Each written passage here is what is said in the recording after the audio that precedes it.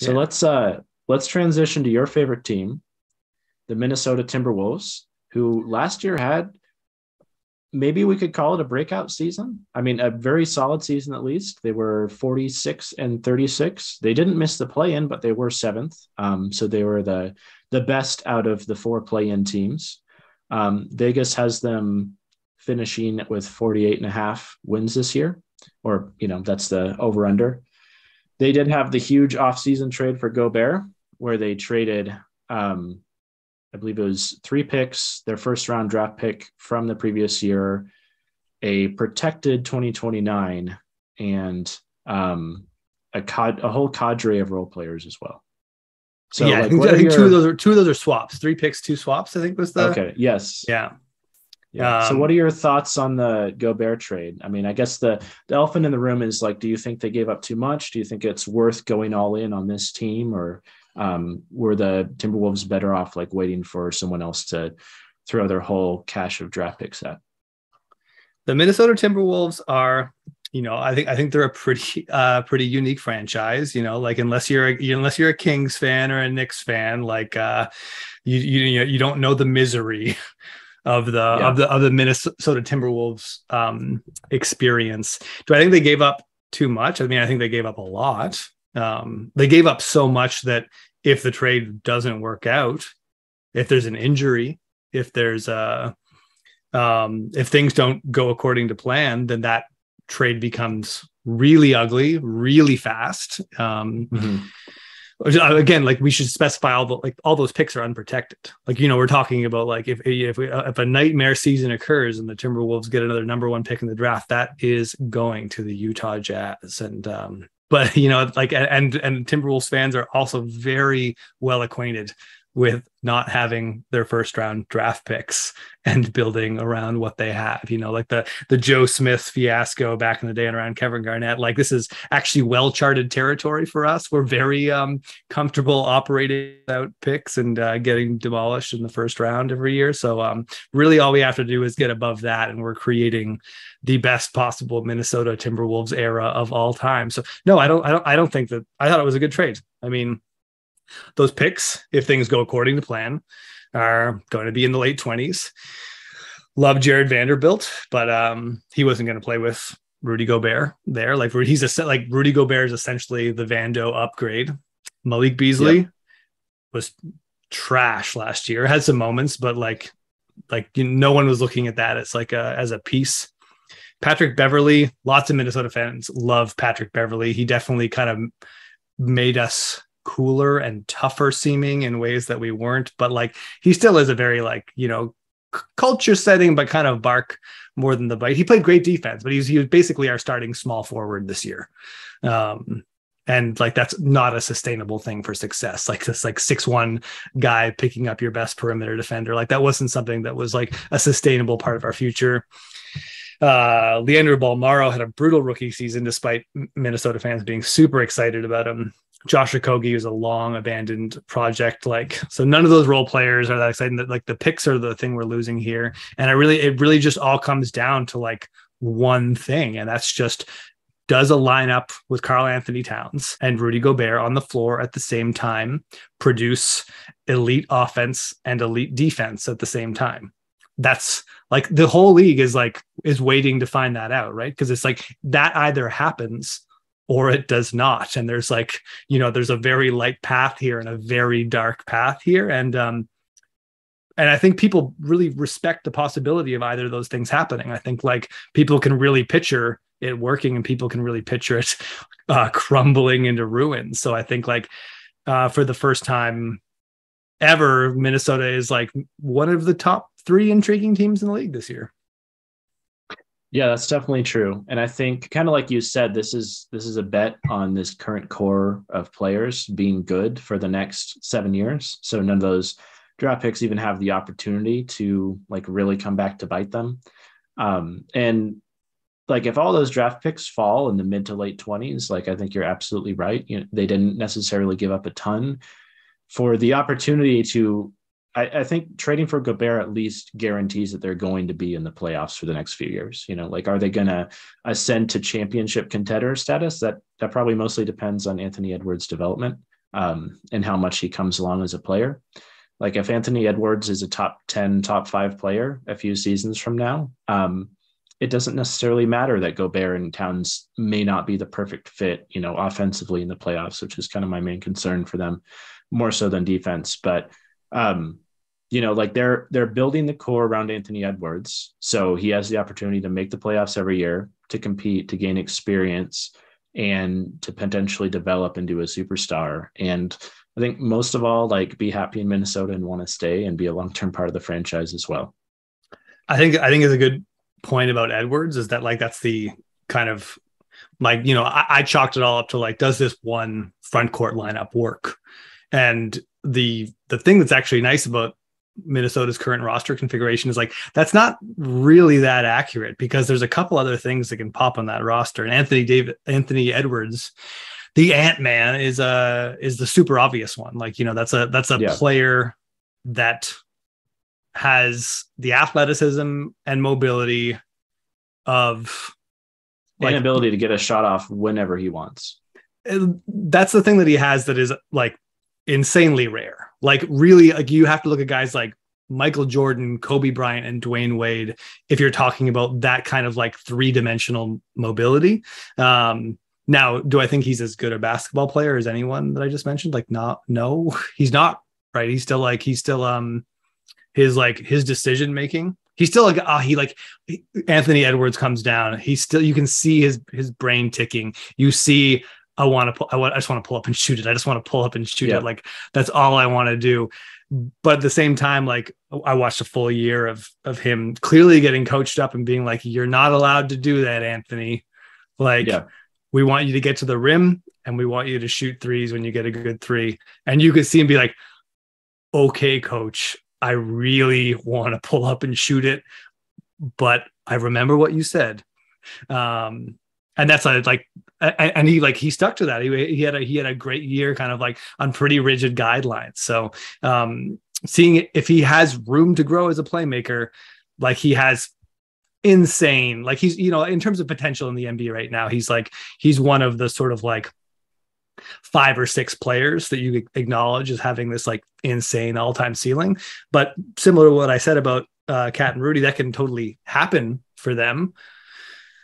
Or like, he can stagnate and just actually like not like, you can't just assume that talented basketball players become geniuses or become, great at making different basketball reads. You can expect some marginal growth just that comes from experience, but it's no guarantee that all of a sudden he's like making the right play out of all kinds of, like making these passes, like knowing when he has a step and when he doesn't. But he's definitely got some rare tools.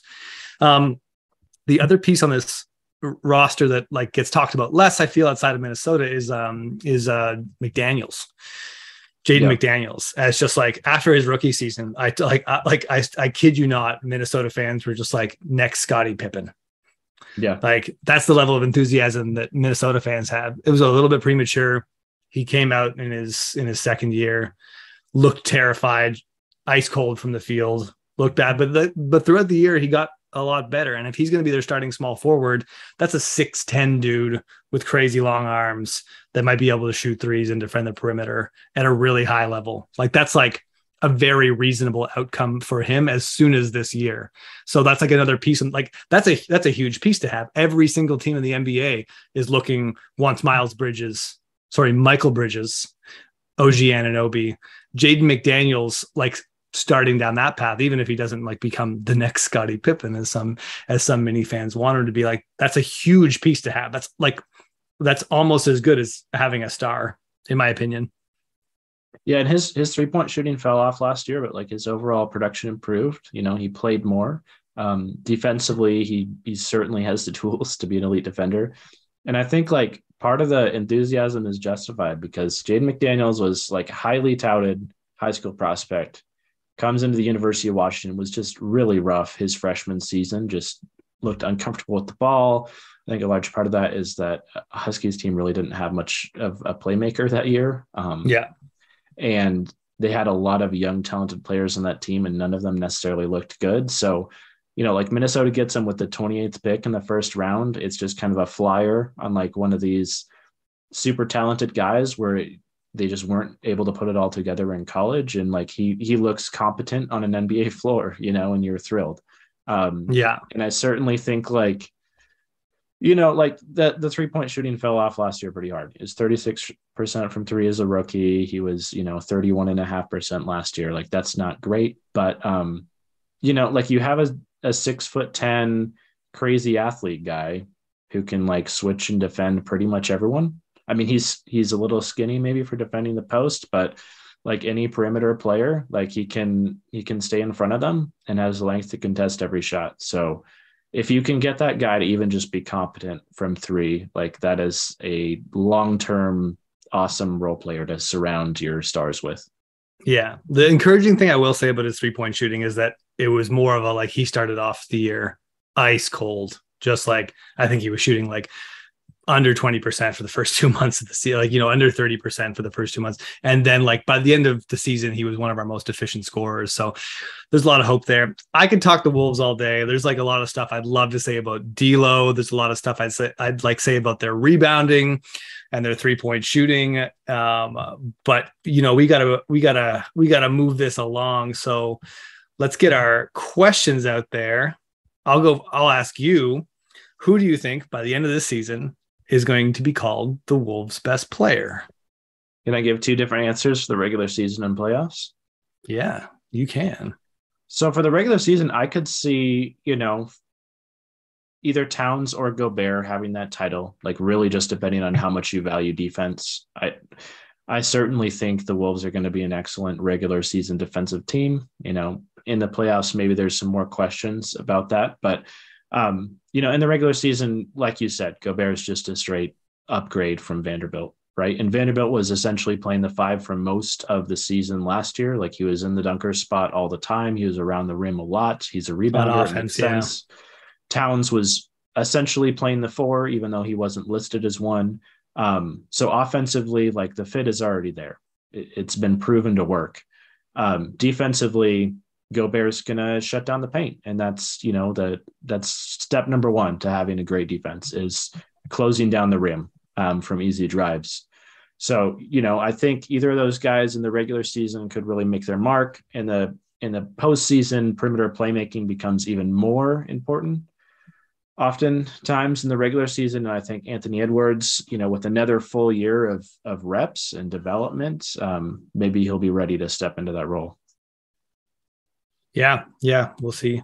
I honestly have no idea what the answer to that question is. I see Ant, Towns, and Gobert as all kind of existing in a sort of like, Towns and Gobert have both been like kind of like, borderline top 15 guys.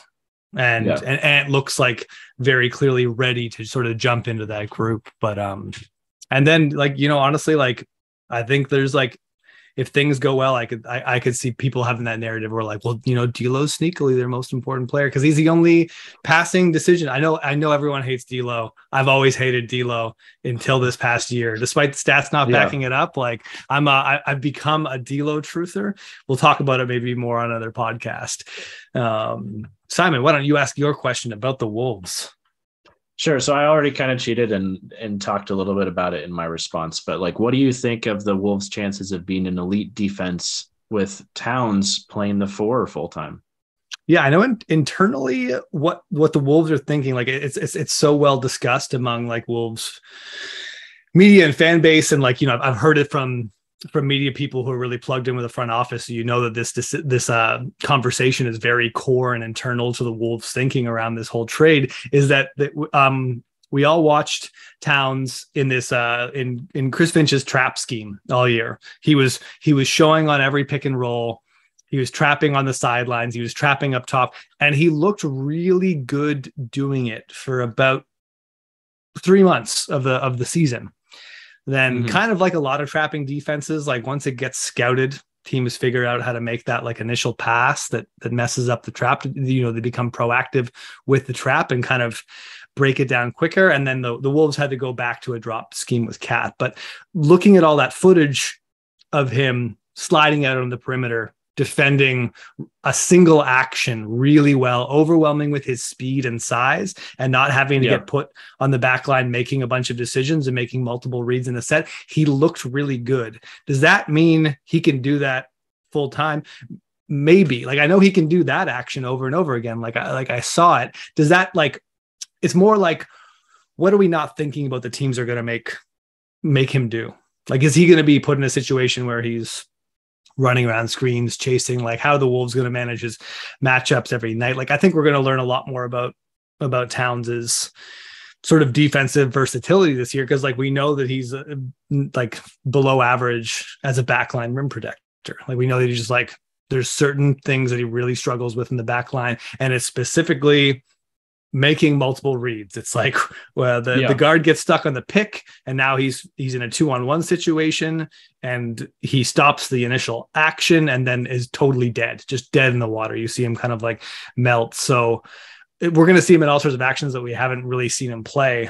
And that sort of great unknown is, like, probably the biggest I think that's really the difference between the Wolves, like, having a chance at, like, home court advantage in the playoffs, or being like a top 3 team in a loaded West, or just, like, kind of like being one of those teams kind of fighting to stay out of the play-in. I'm high on the Wolves, though. The upside is all those things that Towns struggles at defensively, Gobert is excellent at. And the question is just, like, can Towns manage to be mobile enough to leap around in the perimeter and be a part of, the rotating cast of defenders that are kind of all in coordination to close out on those shooters, so that Gobert has the freedom to dive to the rim and close it off. And I think if Towns can do that, he's not the fastest foot speed wise, but, like, he's long, he can contest shots as long as he's on the same page with everyone else. So I think as long as he can shift in that mindset from being the big who's supposed to close down on the rim to the guy who's supposed to be, like, quick on his feet and jumping out and contesting shooters, like, Gobert already knows how to jump out from the perimeter to the rim and contest shots. He's had to do that for a long time on the Jazz. So he can certainly fill that same role here with the Wolves. Yeah. In conclusion, I'd say, like, I mean, the nice thing for Gobert is that I do think he's got a better defensive personnel around him than he's had the last few years in Utah. I think mathematically the Wolves look like they're going to be great. I think when you're checking boxes, when you're adding up how many rebounds they're likely to get, how many threes they're likely to get, like, on paper, and when people say on paper, they're normally just talking about, like, oh, we've got big names on the roster. Like, I think more on paper is, like, we're checking all the boxes of what you need to be a great team. I think the thing with the Wolves is, like, what is sneakily not going to work about the Gobert cat pairing, about Ant's development, about Jade McDaniels development, about some D'Lo stuff, about the bench, like, on paper, on, like, more like on a spreadsheet with some math equations. The Timberwolves, I think, are one of the best teams in the NBA, but I think there's a lot of mystery to that team that people are very intrigued by.